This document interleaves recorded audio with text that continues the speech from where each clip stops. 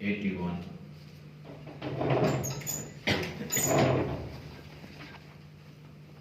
آیت نمبر 81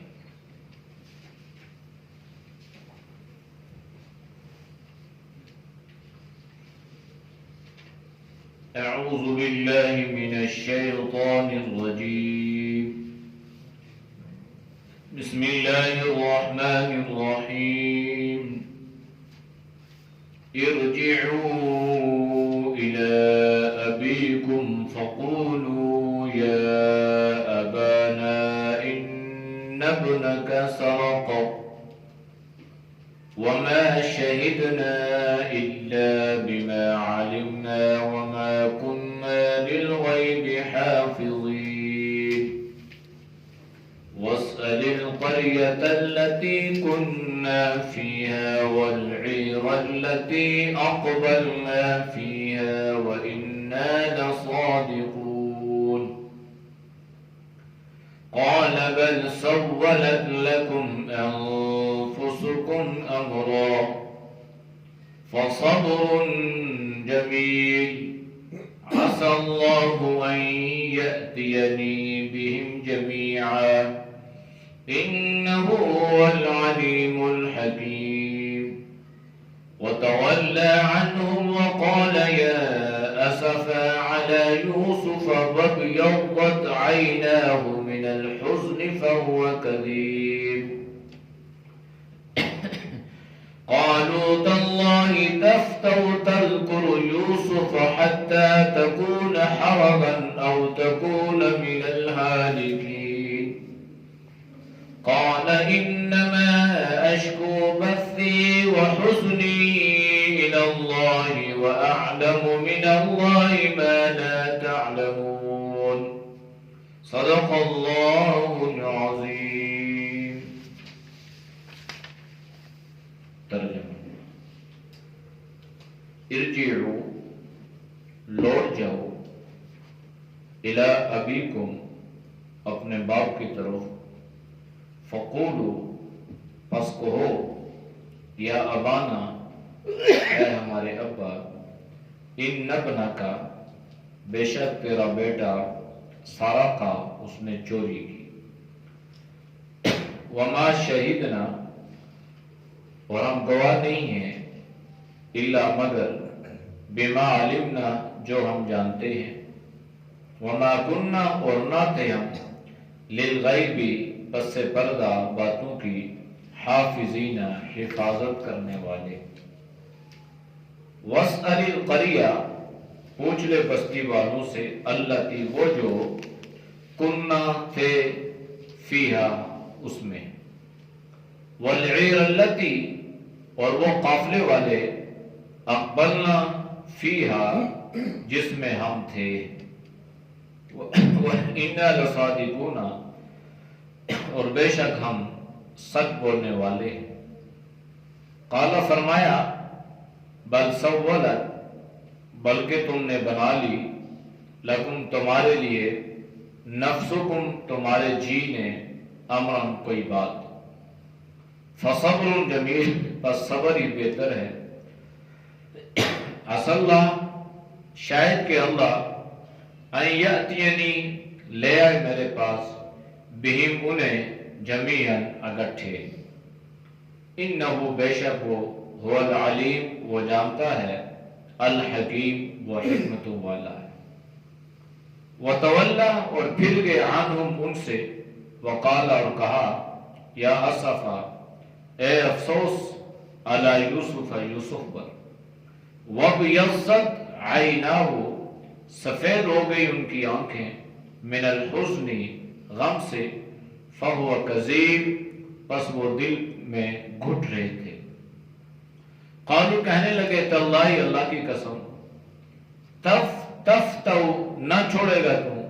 تذکر یوسفا یوسف کی یاد کو حتی یہاں تک تکون حررا کہ گھل جائے او تکون یا ہو جائے من الحالکین ہلاک ہونے والوں میں سے قال فرمایا انما بے شک جو اشکو میرا دکھ میرا شکوہ بسی میری تکلیف وحزنی اور میرا غم اللہ اللہ کی طرف ہے، وعالم اور میں خوب جانتا ہوں من اللہ اللہ کی طرف سے ما اس چیز کو لا تعلمون جو تم نہیں جانتے۔ آیات کا ما قبل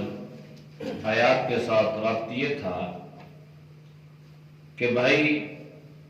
سرگوشیاں کرنے لگے، مشورے کرنے لگے، اور بڑا بھائی تو بالکل ہی الگ ہو کے بیٹھ گیا اور کہنے لگا بھائی میں تو یہاں سے ہلوں گا ہی نہیں جب تک کہ مجھے میرے باپ کی طرف سے کوئی اجازت نامہ نہ مل جائے یا اللہ کی طرف سے کوئی حکم یا تصفیہ آ جائے تو اس کے بعد ہی یہاں سے جا سکتا ہوں، ورنہ یہ ہے کہ کس طرح جاؤں، کیسے جاؤں، کیا جا کے اپنے باپ کے سامنے دکھ یا کس غم کو بیان کروں۔ اس نے اپنے باقی جو بھائی تھے، بڑے بھائی نے باقیوں سے کہا ارجعوا الی ابیکم، تم جاؤ اپنے باپ کی طرف، فقولوا یا ابانا ان ابنک سرق، اور بات تو سیدھی سی ہے اور سچ بھی ہے، جا کے یہ کہہ دو کہ بھائی تیرے بیٹے نے چوری کی ہے۔ پہلے تو وہ یہ کہہ رہے تھے کہ ہمارا بھائی ہے، ہمارے بھائی کو ہمارے ساتھ بھیج دو۔ اب انہوں نے یہ نہیں کہا کہ ہمارے بھائی نے چوری کی ہے، بلکہ اب کہنے لگے کہ تیرے بیٹے نے چوری کی ہے۔ تو انسانی فطرت اور مزاج یہ ہے کہ اچھائی کو انسان اپنی طرف منسوب کرنے کی کوشش کرتا ہے، اور جب خدا نہ خواستہ کسی پر کوئی برائی یا کوئی الزام یا کوئی اس قسم کا عیب لگ جائے تو وہ دوسروں کی طرف منسوب کرتا ہے۔ اب اگر ہمارا بانجا بھتیجا اس قسم کا، تو اگر وہ بہت کوئی اچھا کارنامہ سارے انجام دے تو کہتے ہیں کہ یہ ہمارا بانجا ہے، بھتیجا ہے، فلاں ہے۔ اگر خدا نہ خواستہ اس میں کوئی اس قسم کا الزام یا برائی تو پھر ہمارے تعارف کی نوعیت کچھ اور ہو جاتی ہے۔ ہم یہ نہیں کہتے میرا بانجا بھتیجا چچا ماما تایا، بلکہ کہتے ہیں یہ میرے بھائی کا بیٹا یا فلاں کا بیٹا۔ تو یہی طریقہ کار ان لوگوں نے اپنایا۔ پہلے کہہ رہے تھے ہمارے بھائی کو ہمارے ساتھ بھیج دو، اب کہنے لگے کہ جا کے کہنا ان ابنک سرق، تیرا بیٹا تو چور نکلا، اس نے تو چوری کر لی۔ اب بات یہ ہے کہ ہم نے تو ان سے یہ وعدے کیے تھے کہ ہم اس کو لے کر آئیں گے، اور ہمارے باپ نے بھی یہ بات کہی تھی کہ بھائی تم پکا وعدہ کرو، پختہ عہد کرو اللہ کی طرف سے کہ تم اس کو میرے پاس لے کر آؤ گے اور کوئی بہانہ تراش کے نہیں لاؤ گے۔ تو اب یہ جو انہوں نے وعدے کیے نا، اس کے متعلق اس بھائی نے انہیں کہا کہ تم یہ کہہ دینا وما شہدنا الا بما علمنا، ہم زیادہ نہیں جانتے مگر جتنا ہمیں علم تھا۔ یعنی ہمیں کوئی کہ انسان کے دل میں کیا ہے اس کے بارے میں تو ہمیں کوئی علم نہیں تھا، ہم نے تو ظاہراً جو بات دیکھی تھی ہم نے اس کے بارے میں گواہی دے دی۔ وما كنا للغیب حافظین، اور جو بات پس پردہ میں تھی ہم اس کے نگہبان بھی نہیں، حفاظت بھی نہیں کر سکتے۔ بھائی ظاہری جو چیز ہے ظاہراً اس کے بارے میں تو انسان کہہ سکتا ہے، لیکن انسان کے دل میں کیا چھپا ہے، اس کے اندر کیا خباثت ہے، اس کے اندر کیا برائی ہے، اس کے اندر کیا بددیانتی ہے، یہ تو چہرے پہ لکھا نہیں ہوتا۔ نہ انسان چہرے سے اس چیز کو کر سکتا ہے کہ یہ انسان نیک ہے، یہ برا ہے، اچھا ہے یا نہیں، یا مخلص ہے یا نہیں ہے۔ یہ تو دل کے حالات ہیں، اور دل کا معاملہ جو ہے یہ براہ راست اللہ کی ذات کے ساتھ ہے۔ تو انہوں نے کہہ دیا کہ بھائی ہم نے جو وعدے کیے تھے نا وہ تو ہم نے ظاہراً کیے تھے، اب ہمیں تو پتہ نہیں تھا کہ اس کے دل میں کیا ہے یا اندر سے وہ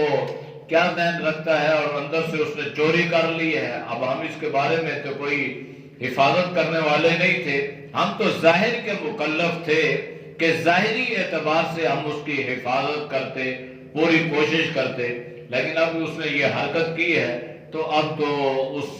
قانون کا جو ضابطہ اور دستور ہے وہ تو یہی ہے، لہذا اب ہم اس کی حفاظت کرنے والے نہیں رہے۔ اب یہ بات بھی اس نے سمجھائی کہ بھائی آپ کی ان باتوں پہ آپ کا باپ تو یقین نہیں کرے گا اور اسے یقین کرنا بھی نہیں چاہیے. کیوں؟ اس لیے کہ ایک معاملہ پہلے بھی ایسا ہو چکا ہے، دھوکہ پہلے بھی اپنے باپ کو دیا جا چکا ہے، لہذا ہماری باتوں پر ہمارا باپ یقین نہیں کرے گا. تو لہذا جب انہوں نے آپ کی بات پہ یقین نہ کیا نا، تو پھر سیدھی سی بات ہے، ان سے کہہ دینا بھائی آپ تو ہماری بات پہ یقین نہیں کرتے ہو نا، وَاسْأَلِ الْقَرْيَةَ الَّتِي كُنَّا فِيهَا، آپ ان بستی والوں سے پوچھ لیں، ان بستی والوں میں بہت سارے لوگ ایسے تھے جو اس معاملے کے عینی گواہ ہیں اور وہ وہاں پر موجود تھے. یہ اکیلے تو نہیں گئے تھے نا، اللہ نے ان کو وہاں پہ جب گئے تو کہیں ان کو جان پہچان والے لوگ مل گئے، اپنی بستی والے لوگ مل گئے. جب یہ واپس آ رہے ہیں سامان لدے ہوئے، راستے میں ایک جگہ بیٹھے ہیں، پریشان حال ہیں، بھائی کیا مسئلہ ہے، کیوں پریشان بیٹھے ہو؟ بھائی یہ معاملہ ہو گیا ہے. تو اب تو بات کھل گئی، بات تو ظاہر ہو گئی نا. اس لیے انہوں نے، اس بڑے بھائی نے اپنے بھائیوں سے کہا کہ بھائی آپ کا باپ آپ کی بات پہ یقین نہیں کرے گا، تو آپ نے کیا کرنا ہے؟ آپ نے کہہ دینا ہے کہ بھائی یہ بستی والے بھی وہاں تھے، ان سے پوچھ لیں. وَالْعِيرَ الَّتِي أَقْبَلْنَا فِيهَا، اور جو قافلہ ہمارا آ رہا تھا نا، اس قافلے میں تو اور بھی لوگ موجود تھے نا، ہم خالی نہیں تھے، ہم 9 یا 10 آدمی نہیں تھے، بلکہ ہمارے ساتھ اور لوگ بھی موجود تھے، لہذا آپ ان سے پوچھ سکتے ہیں. اور شرعی ضابطہ اور دستور بھی یہی ہے. یہ نہیں ہے کہ انسان بالکل من گڑت کوئی بات بیان کرے اور انسان اس کی بات پہ یقین کر لے یا سنی سنائی بات پہ یقین کر لے. تو اس لیے اس کی تحقیق اور تصدیقات جو ہے یہ انتہائی ضروری ہوا کرتی ہے. معاملات وہاں پہ گڑبڑ ہوتے ہیں، پیچیدہ ہوتے ہیں، جہاں انسان بغیر کسی تحقیق کے بات کر دے اور اگلا آدمی اس کی بات پہ یقین کر لے. جبکہ شرعی ضابطہ اور دستور یہ ہے کہ پہلی بات تو یہ ہے کہ سنی سنائی بات پہ جو ہے وہ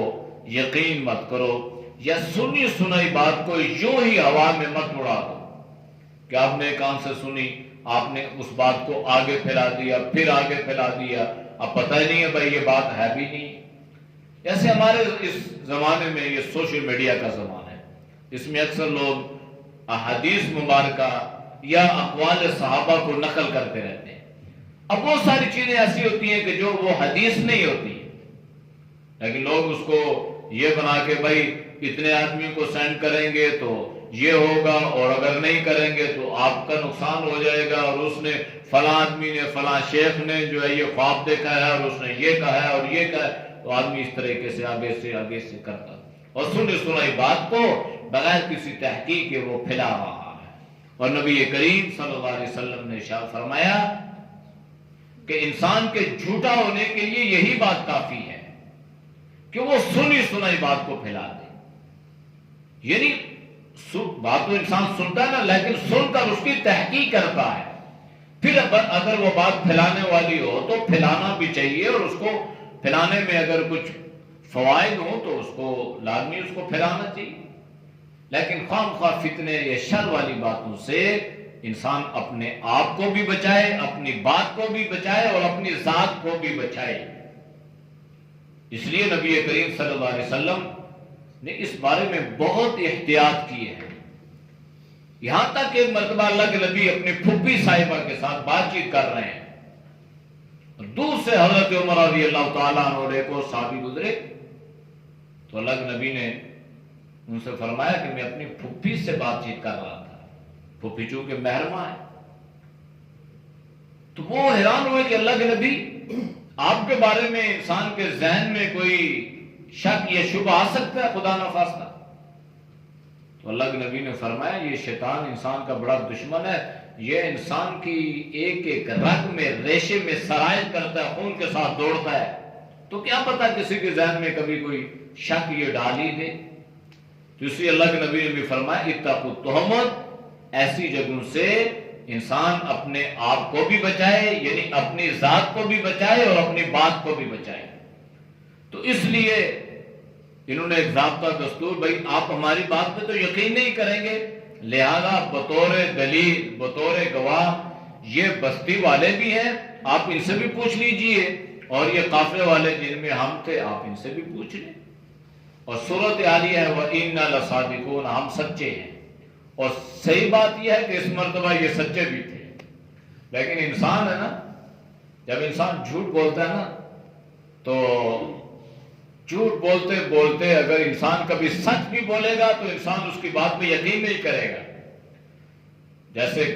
ایک لطیفہ ہی مشہور ہے عام طور پہ کہ ایک آدمی صبح صبح جاتا جا کے شور کرتا کہ شیر آ گیا، شیر آ گیا، شیر آ گیا۔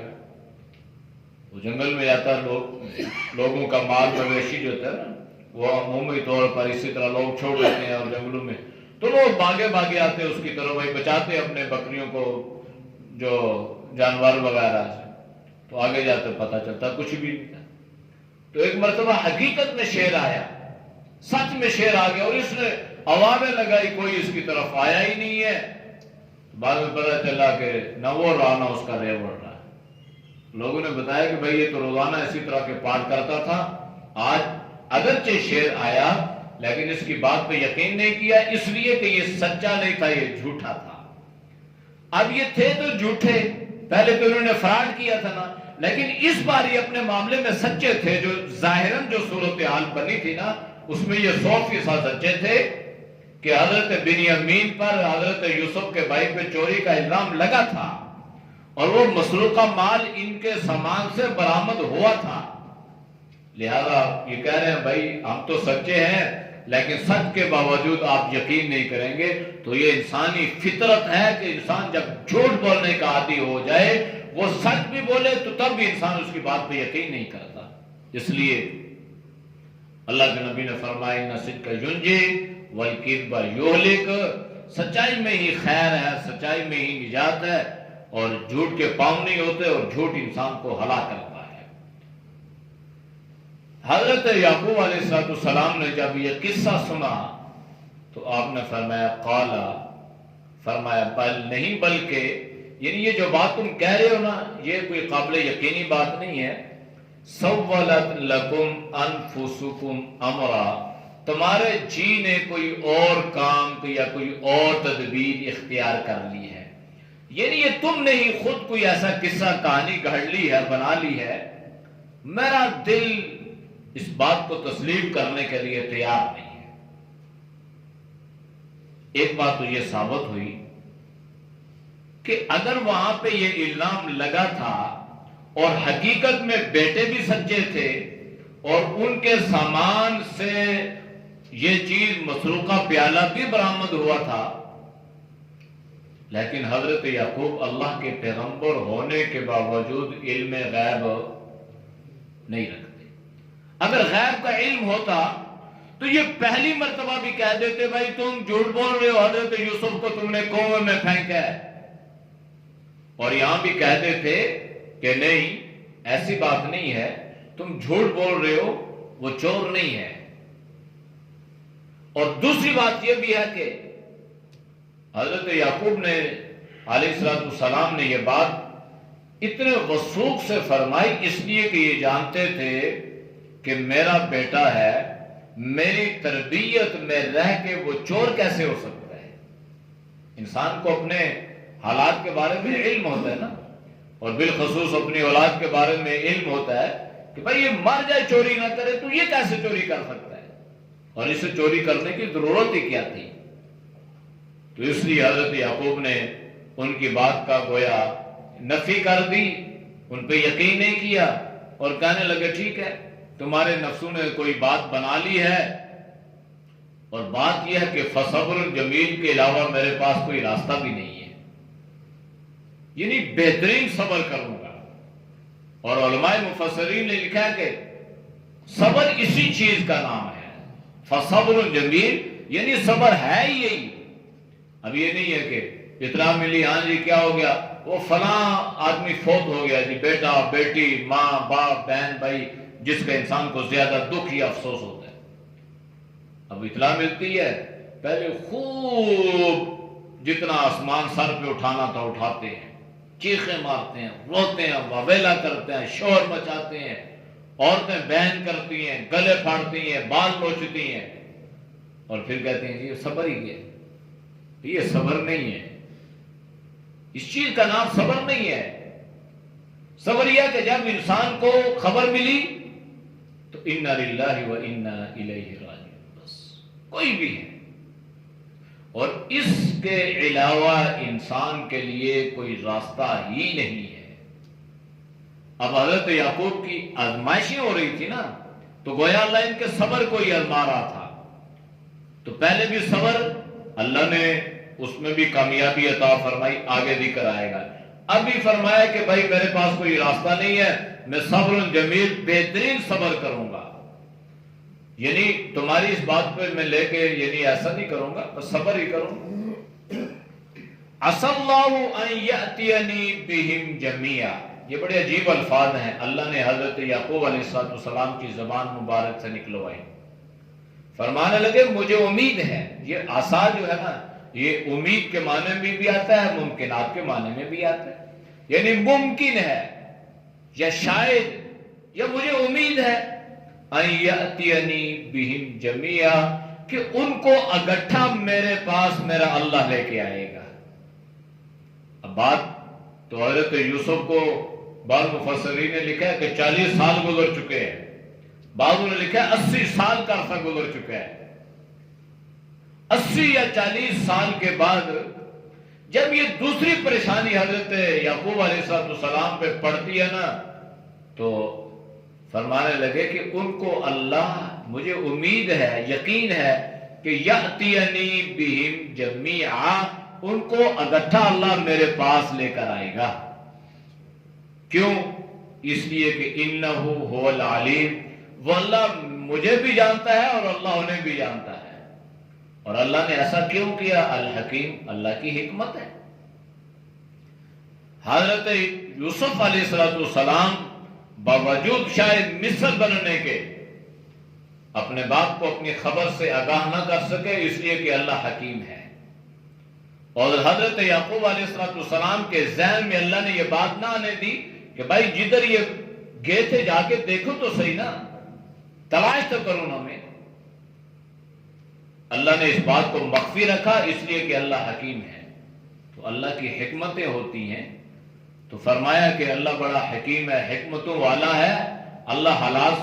کو بخوبی جانتا ہے، اور مجھے اللہ سے امید ہے کہ اللہ ان کو اکٹھا میرے پاس لے کر آئے گا۔ وَتَوَلَّ عَنْهُمْ، یہ بات کی، بھائیوں سے بات چیت ہوئی، حضرت یعقوب بالکل تنہائی میں چلے۔ اب پہلے تو چلو ایک بیٹا گیا، یہ جو اولاد ہے نا، اولاد، اس کے دکھ سے اللہ انسان کی حفاظت فرمائے۔ ہمارے استاد تھے مولانا باؤ الحق امرتسری رحمۃ اللہ علیہ، تو ابتدائی بڑے بزرگ تھے، اللہ والے تھے انڈیا کے۔ تو ان کا ایک جوان بیٹا کالج میں جو ہے وہ قتل ہو گیا۔ جیسے کالج میں پرانے زمانے میں بڑی تنظیمیں اور بڑی لڑائی جھگڑے، لاہور دیار سنگھ کالج تھا وہاں پہ، تو اب جوان بیٹا، اور بھی بیٹے تھے، لیکن یہ قتل ہوا تو اس کے قتل کے بعد یہ دن بدن گرنا شروع ہو گئے۔ مطلب ہر آدمی نے یہ محسوس کیا کہ اللہ کے اتنے بڑے اللہ کے ولی ہیں، بڑے ہزاروں کے ان کے شاگرد ہیں، بڑے ماہر قابل ترین اساتذہ میں ان کا شمار ہوتا تھا، لیکن اولاد کا صدمہ برداشت کرنا ان کے لیے مشکل ہے۔ تو اس لیے فرمایا کرتے تھے کہ بھائی یہ دعا کرو اللہ اولاد کی آزمائشوں سے اور اولاد کے صدمے سے اللہ حفاظت فرمائے۔ اچھا، ماں باپ اولاد کا صدمہ نہیں برداشت کر سکتے، اولاد ماں باپ کا صدمہ برداشت کر لیتی ہے، اولاد برداشت کر لیتی ہے، ماں باپ کے لیے بڑا ناقابل برداشت صدمہ ہے۔ تو اس لیے حضرت یعقوب پہلے صدمہ برداشت کر چکے، اب اس بیٹے کی وجہ سے کم از کم کچھ نہ کچھ دکھ درد میں یہ غم کو ہلکا کرنا یہ تو تھا۔ اب یہ بھی گیا، اب تو بالکل تنہائی۔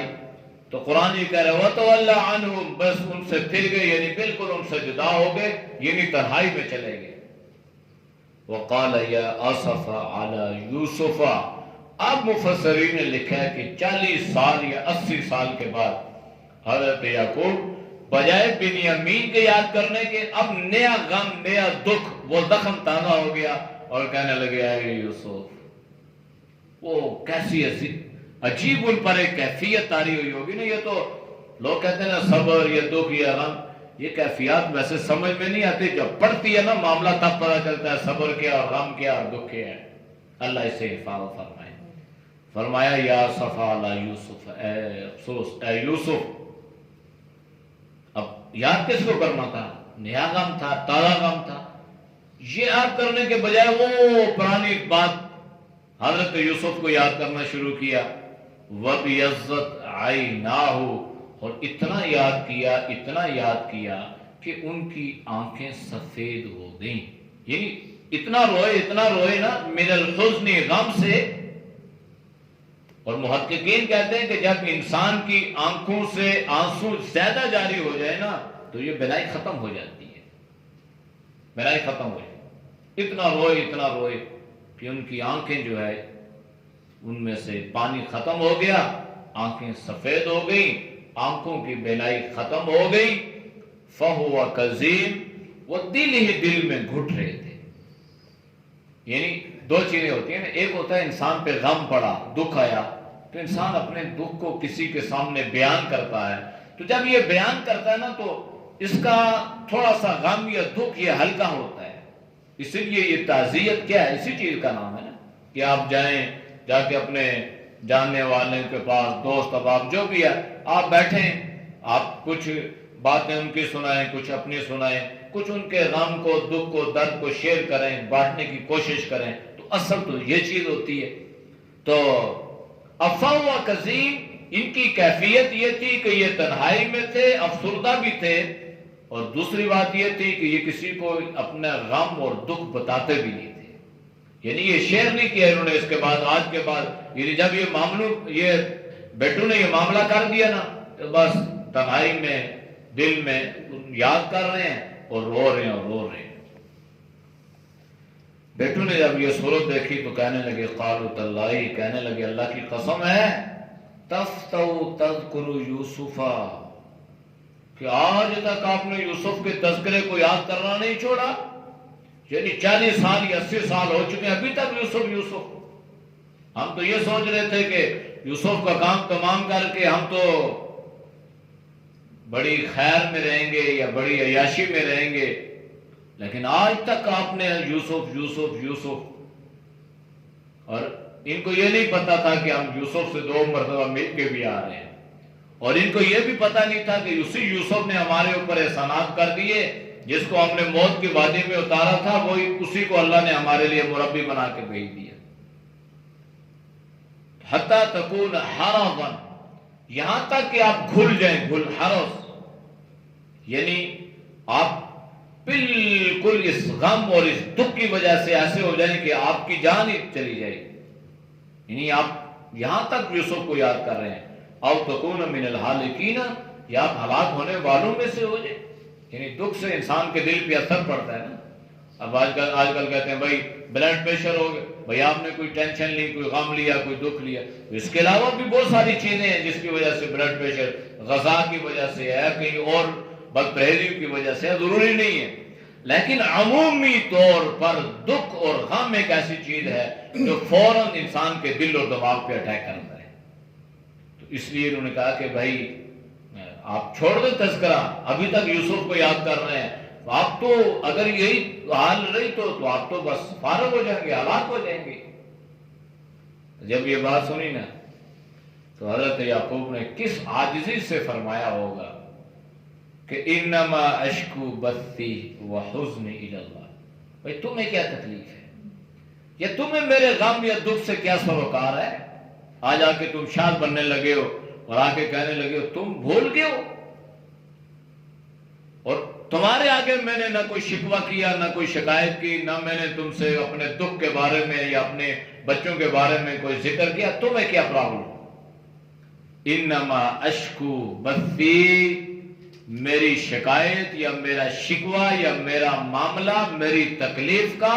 وحزنی، اور میرے غم اور دکھ کا اللہ کے سامنے ہے۔ بس اللہ کے سامنے اپنا دکھڑا بیان کرتا ہوں، بس مخلوق کے سامنے میں نے دکھڑے غم شریک کرنا یہ شیئر کرنا چھوڑ دیے، میرا دکھ میرا غم میرے اللہ کے سامنے ہے۔ تو مفسرین نے لکھا ہے کہ یہاں سے یہ بات بھی ثابت ہوئی کہ جہاں انسان اپنے غم اور دکھ کو شیئر کرے کوئی حرج نہیں ہے، وہاں ضروری ہے یہ بات انما اشکو بسی و حزنی، حضرت یعقوب علیہ السلام کی اس دعا کو اللہ کے سامنے آج ہی انکساری کے سامنے، یا اللہ میرا معاملہ تیرے سامنے ہے، میرا دکھ بھی تیرے سامنے، میرا غم بھی تیرے سامنے، میری تکلیف بھی تیرے سامنے ہے، اور یا اللہ میں نے سب کچھ تیرے حوالے کر دی ہے، اللہ تیرے حوالے کر دی ہے۔ وَأَعْلَمُ مِنَ اللَّهِ، اور میں خوب جانتا ہوں اللہ کی طرف سے، ماں وہ چیزیں لا تعلمون جو تم نہیں جانتے ہو، یعنی میرا عقیدہ، میرا نظریہ، میرا معاملہ میرا اللہ کی ذات کے ساتھ ہے، اور مجھے اللہ کی امید سے جو اللہ کی رحمت سے جو مجھے امیدیں وابستہ ہے نا، وہ میں جانتا ہوں تم نہیں جانتے۔ اور وہ پہلے حضرت یعقوب اظہار بھی کر چکے ہیں کہ مجھے اللہ سے امید ہے کہ اللہ ان سب کو اکٹھا، یعنی ابھی تک اچھا انسان ہے نا، یہ اللہ نے قبر رکھی ہے، قبر تو یہ ایک طریقہ ہے کہ اگر انسان مر جائے، چلو اولاد ہے جوان اولاد بھی، تو اگر آپ نے جنازہ پڑھ لیا، غسل کفن دفن دے کے آپ نے قبر میں دفن کر دیا، تو پھر بھی انسان ہے نا، اللہ اس کو تسلی دے ہی دیتا ہے، قبر پہ جاتا ہے، دعا کرتا ہے، تشفی میں ایک یقین ہے کہ بھائی ہمارا بیٹا، اچھا اگر قبر بھی نہ ہو، اس کی موت اور حیات کے بارے میں پتہ بھی نہ ہو، تو یہ انسان کے لیے نا انتہائی کرمناک بات ہے، بڑی دکھیا بات ہے۔ یہ تو یوں ہوتا ہے کہ ایک آدمی یہ جو معاملات چلے ہوئے نا، یا آپ بھی چلتے ہیں اور پتہ نہیں جی بندہ جا رہا ہے اس کو اٹھا لیا، پتہ ہی نہیں ہے کدھر، سال گزر گئی، 2 سال 7 سال 8 سال، اب زندہ ہے مردہ ہے، بھائی کوئی بھی کیس ہے عدالت میں لے گیا، پتہ تو چلے زندہ ہے نا۔ تو یہ جو کیفیت ہوتی ہے نا،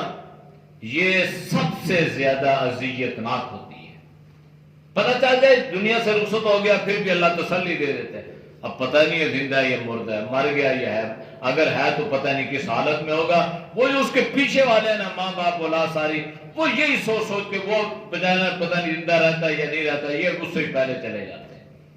اس لیے یہ بڑی اللہ اس سے بھی حفاظت فرمائے، یہ بھی انتہائی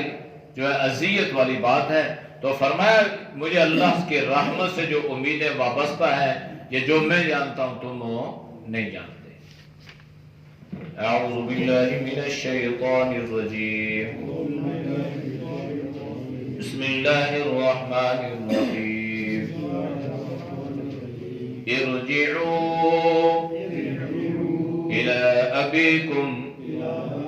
فقولوا یا ابانا ان ابنک سرق وما شهدنا إلا بما علمنا وما كنا للغيب حافظين واسأل القرية التي كنا فيها والعير التي أقبلنا فيها وإنا لصادقون قال بل سولت لكم أنفسكم أمرا فصبر جميل عسى الله أن يأتيني بهم جميعا إنه هو العليم الحكيم وتولى عنهم وقال يا أسفا على يوسف وابيضت عيناه من الحزن فهو كظيم